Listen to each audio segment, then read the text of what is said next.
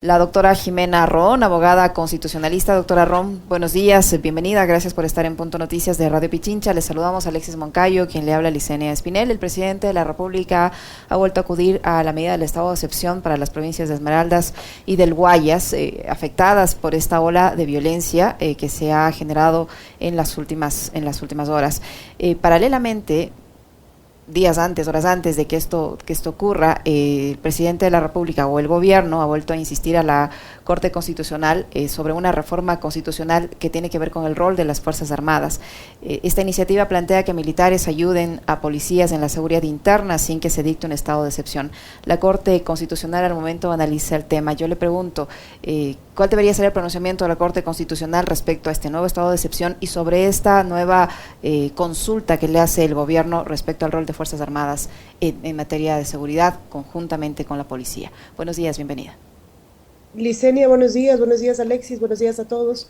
Saludos, Bueno, el tema doctor. del trabajo complementario de las Fuerzas Armadas con Policía Nacional es algo que la Corte Constitucional ya se pronunció y señaló que la vía era la reforma parcial de la Constitución. ¿Qué significa eso? Que la discusión tiene que ocurrir, esta discusión de eventualmente acaecer tiene que ocurrir en el seno de la Asamblea Nacional, a través de dos debates que el que tengan en cuenta el tema de la deliberación democrática, de la participación ciudadana, es decir, no puede preguntársele a la ciudadanía, que eso fue lo que señaló entre líneas la Corte Constitucional en el dictamen, no puede preguntársele a la ciudadanía si este puede ser un cambio constitucional, sino que tiene que ocurrir al interior del seno democrático, es decir, de la Asamblea Nacional. Dice, actualmente las Fuerzas Armadas, la pregunta es la siguiente, ¿no? Actualmente las Fuerzas Armadas no pueden apoyar a la Policía Nacional en la protección interna y mantenimiento del orden público a menos que exista una declaratoria de estado de excepción. ¿Está usted de acuerdo con que se permita el apoyo complementario de Fuerzas Armadas en las funciones de la Policía Nacional para combatir el crimen organizado, reformando parcialmente la Constitución de conformidad con lo previsto en el anexo 1? Y en dicho anexo se plantea la modificación del artículo 158 de la Constitución, agregando el siguiente texto: previa solicitud motivada de la Policía Nacional, la o el presidente de la República podrá disponer el apoyo complementario de las Fuerzas Armadas a la Policía Nacional. Este apoyo complementario se brindará para combatir el crimen organizado de forma extraordinaria y regulada. Claro, ¿cuál es el procedimiento aquí, Licenia? El presidente plantea, digamos, el Ejecutivo plantea esta posibilidad de modificación constitucional, la Corte Constitucional tendrá que ratificarse porque no tiene otra opción. ¿Por qué? Porque los pronunciamientos que ha tenido Corte Constitucional en los estados de excepción que ya hemos vivido respecto justamente al tema de inseguridad e incluso las sentencias de Corte Interamericana de Derechos Humanos señalan que el trabajo de Fuerzas Armadas no puede ser un trabajo diario, un trabajo habitual para proteger el orden interno. ¿Por qué? Porque su formación no está preparada para eso, ¿no? Y porque precisamente la naturaleza jurídica de Fuerzas Armadas no es la protección del orden interno, sino la protección de la soberanía y la integridad territorial. De manera que ese trabajo conjunto, que no es que no pueda ocurrir, tiene que ocurrir cuando es necesario y excepcional. En este momento, en el contexto de un estado de excepción, es decir, lo que está pasando ahora, ¿no? El estado de excepción que acaba de dictar el presidente de la República puede establecer como medida el trabajo de Fuerzas Armadas de manera complementaria con Policía Nacional, por supuesto, dentro del marco de un estado de excepción. ¿Por qué? Porque dentro del marco de un estado de excepción es más viable o posible el control del trabajo de Fuerzas Armadas. ¿Qué es lo que ha señalado la Corte Interamericana de Derechos Humanos? Si hacemos esto habitual, es decir, si generamos un trabajo de Fuerzas Armadas fuera de un estado de excepción, lo que estamos generando o viabilizando es una posible fuente de vulneración de derechos humanos. Por eso es que la Corte Interamericana, y ahí yo digo, hay un candado convencional para modificar incluso la Constitución, ¿no? Por eso es que la Corte Interamericana ha sido enfática en señalar que ese trabajo que puede ocurrir tiene que ser excepcional. ¿Cómo está, doctora? Hola. Buenos días. Ayer, fíjese, sin necesidad de aprobar la consulta popular, los militares ya intervinieron en una de las cárceles, no había necesidad, simplemente es una cuestión de dar una orden, ¿no? Porque Lasso es comandante en jefe con o sin consulta popular. Sí, hay esta posibilidad, digamos, porque lo hemos visto, ¿no? Ya en la materialidad de que se saca Fuerzas Armadas cuando hay un contexto de riesgo, ¿no? Pero de todas maneras, esa medida es supervisada, es controlada por la Corte Constitucional. Recuerden ustedes cuando tuvimos, bueno, hemos tenido varios episodios, pero en uno de los episodios digamos, de desmanes al interior de los centros de rehabilitación, se establecieron estados de excepción y la Corte Constitucional fue enfática en señalar que Fuerzas Armadas no podía controlar el orden interno al interior del centro de rehabilitación, sino que tenía que quedarse en la periferia, digamos, haciendo un control externo de los centros de rehabilitación. Esa es una especie de control o de filtro que establece la Corte Constitucional dependiendo del contexto y de la emergencia que se esté realizando, ¿no? O que esté ocurriendo. Ahora, doctora Ron, ayer el presidente de la República, en este mensaje a la Nación que lo dio aproximadamente a las 17 horas, él hacía una advertencia respecto al tema de los derechos humanos. ¿Esto cómo se puede interpretar desde el punto de vista constitucional? A ver, hay un malentendido, yo creo que, digamos, en el imaginario colectivo, la idea de que los derechos humanos están ahí para proteger a los delincuentes o a las personas que están dentro de los centros de rehabilitación. Y no es así, ¿no? Los derechos humanos es una protección para todos y para todo, en cualquier contexto, ¿no?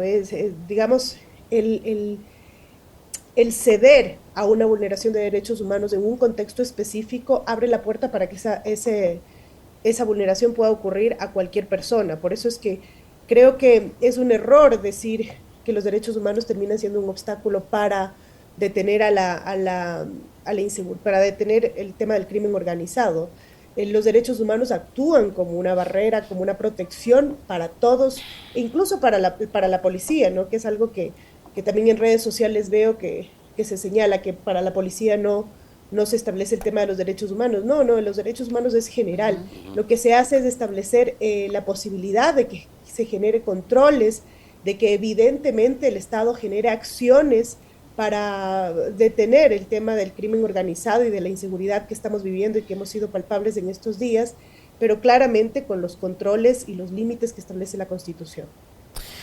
Doctora, a propósito de la ola de inseguridad que hemos vivido en los últimos días en el país, ojo, yo no quiero subirme en la ola esta o la corriente esta de la aplicación del 130, pero sí quiero hacerle la consulta a la persona que es especialista en temas constitucionales. Ya han empezado a hablar de que hay, digamos, las condiciones como para que la Asamblea convoque nuevamente, como lo hicieron durante el paro de junio, para la aplicación del 130, por lo que señala el numeral 2 de ese artículo de la Constitución, que es la grave crisis política y conmoción interna. Ahora, la duda surge porque en el tercer párrafo de este artículo dice que esta facultad podrá ser ejercida por una sola vez durante el periodo legislativo en los 3 primeros años del mismo.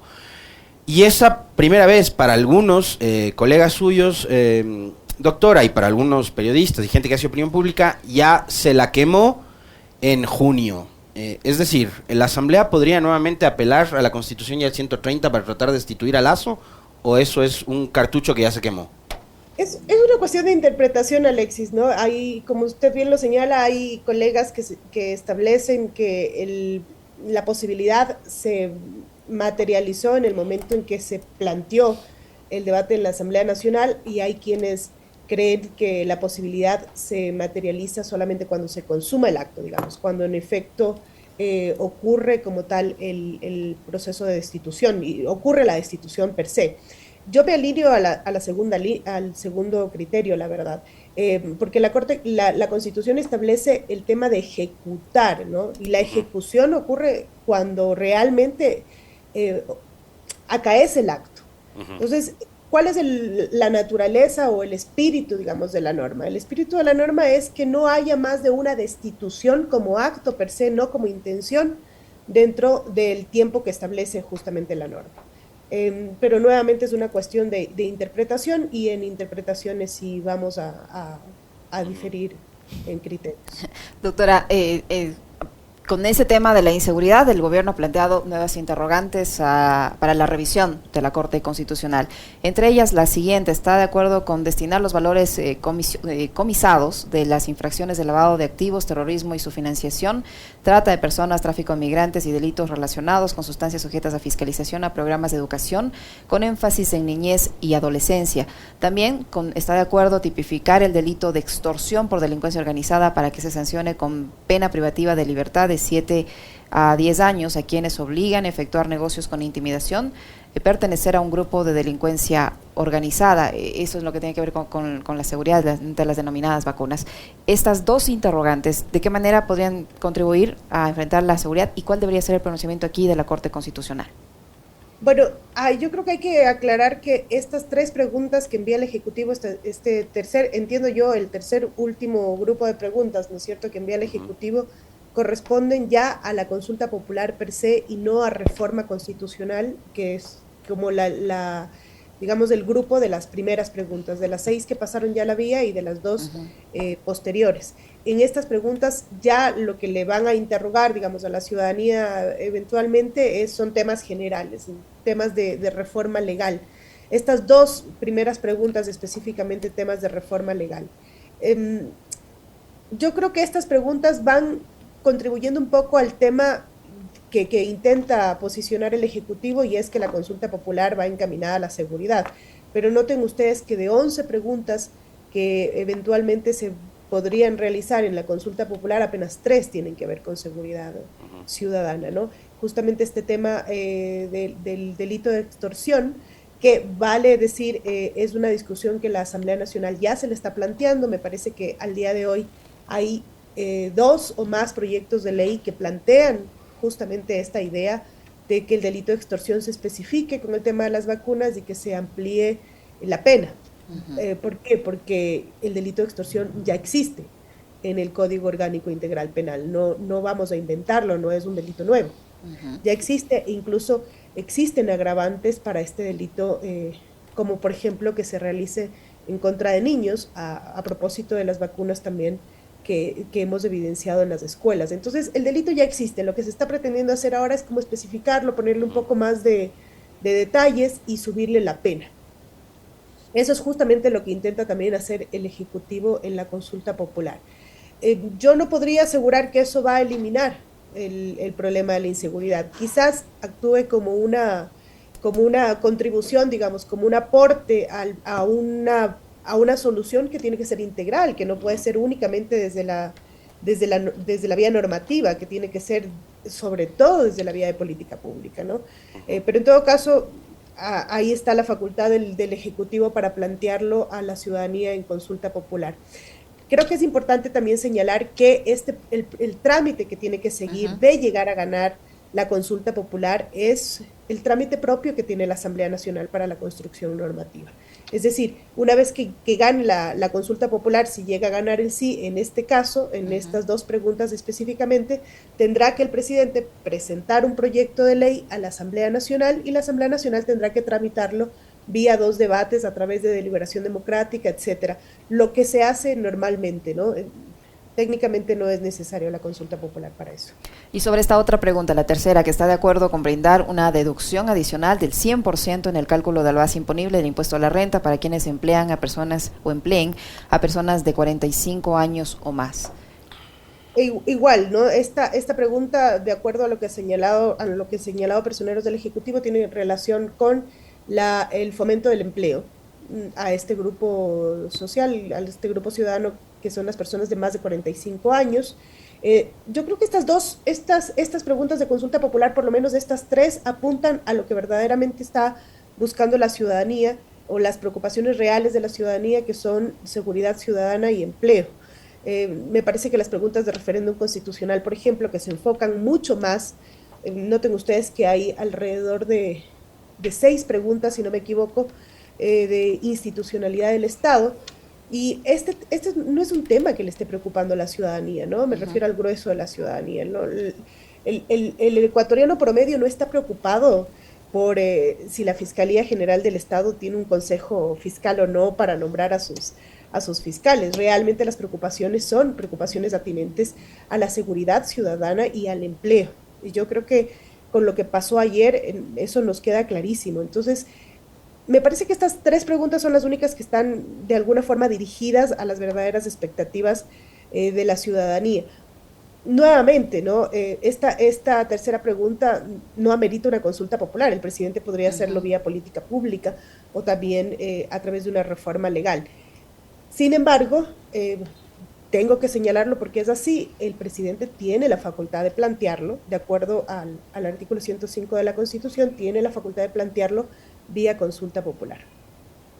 Doctora, para finalizar, yo tengo una consulta. La Asamblea ratificó la reforma a la Ley de Seguridad Social en torno a la elección de los vocales del Consejo Directivo del Instituto Ecuatoriano de Seguridad Social para que ellos sean nombrados o designados o elegidos por votación popular. No obstante, días antes los empleadores designaron ya a su representante y ahorita hay una pugna entre las organizaciones sindicales para elegir a su representante. Con esta resolución de la Asamblea, ¿qué pasa ahora con el Consejo Directivo del Instituto Ecuatoriano de Seguridad Social? ¿Quién tiene la razón allí? ¿La Asamblea o cómo se ha designado hasta el momento? Esa pregunta es importante. La Asamblea Nacional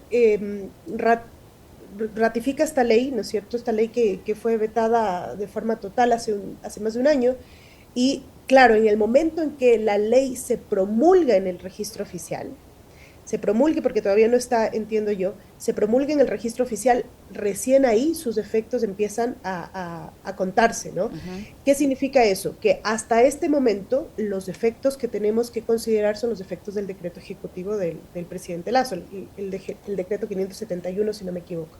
Pero en todo caso, ese es en este momento el proceso que tiene que seguirse, de manera que la elección, por ejemplo, del delegado de los empleadores y la elección que se haga del delegado también de los jubilados, tiene que seguir el camino del decreto ejecutivo hasta que la ley se promulgue y empiece a surtir efecto.